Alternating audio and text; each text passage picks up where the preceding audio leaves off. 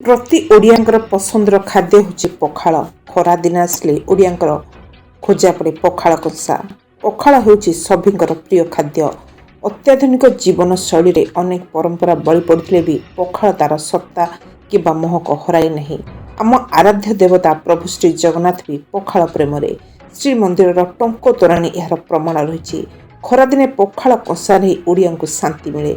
सेहीपरि गतकाली एरसमा block एक घरोई मंडली रे भारतीय जनता पार्टी वरिष्ठ नेता नृसिंह चरण साहू तरफ पखाल दिवस पालन करा जायछि। एही दिवस रे 300 रु ऊर्ध्व कर्मी मानक पे पखाल व्यवस्था करा जायथिला।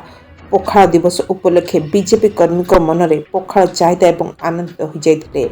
दही मिशा पखाल सांग को शाकाहारी शाग भजा, आलू चकटा, चिप्स, बड़ीचुरा एवं आंबुल राई भली खांटी ओडियांकर खाद्य एवं आमिष पखाल सह चूना माछ, चिंगुड़ी छेचा आज प्रस्तुत होता।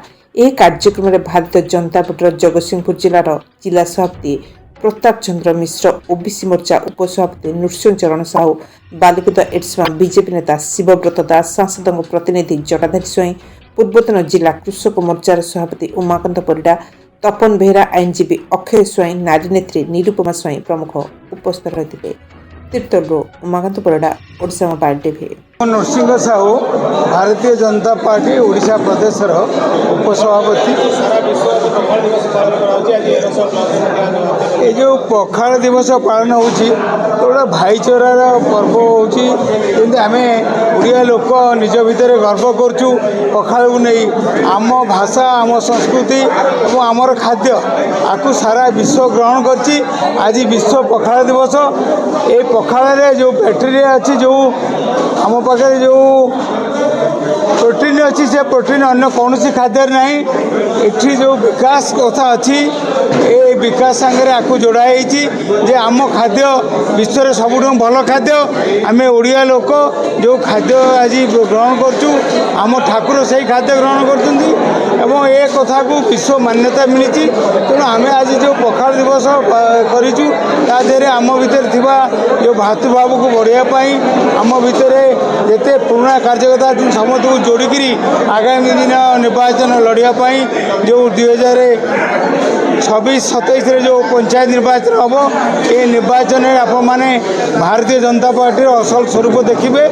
ये जो आगकुआ विधायक कथा न कहले आम भर जो अवसर रही से आगकुआ विधायक को ठीक जवाब मिल जिते पंचायत निर्वाचन सर। भारतीय जनता पार्टी विश्वर सर्वबृहत दल। तेणु आज जदि 200-250 लोक बच्चे आपन को बड़ बिल लगुच, मत बड़ बिल लगुना।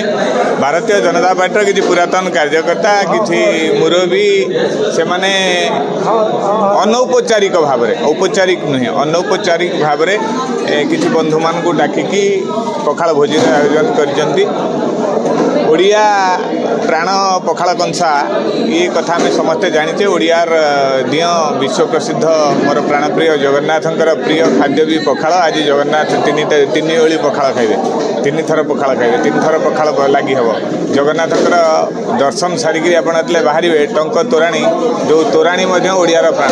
तेणु ओडिया और पखाल ये अंगांगी भागे परस्पर सागर जड़ित। ओडिया अस्मितार कथा आम जो कहूँ से सागर अस्मिता सागर आम पखाल भी जोड़ी अच्छी खाद्य भाव में। आम खाद्य को आज विश्व स्वीकृति देती आम विशेषकर ओडिया मान गोटे गर्व और गौरवर कथा। आम पखाल को आज विश्व खाद्य भाव में ग्रहण कर स्वतंत्र भाव में ग्रहण कर स्वीकृति देती। आज विश्व पखाल दिवस भाव पालन कर ओडिया भाव में मुझे गर्वित। निरुपमा स्वईं जिला संपादिका निरुपमा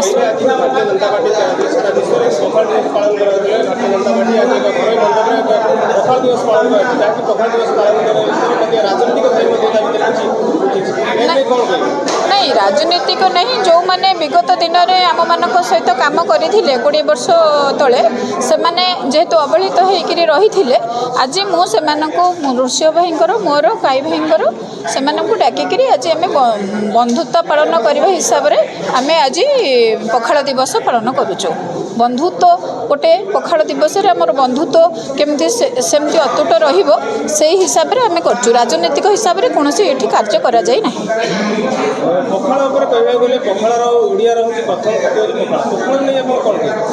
पखाल तो आपण मैंने जानते कोविड समय भी डॉक्टर मैंने कही जे आपण मैंने पखाल खाइले आपण मानकर विभिन्न प्रकार रोगर मुक्ति पाउचंती से आम ओडिया रे आग आमर पखाल दिवसटा को आम निश्चित रूपे पालन करूँ जे पखाल खाइले आमर सब रोग भल हो जाउची एवं बंधुत्व भी आज जो प्रकार पालन करा जाउची ये बंधुत्व भी सेमती अतुट रहिबो।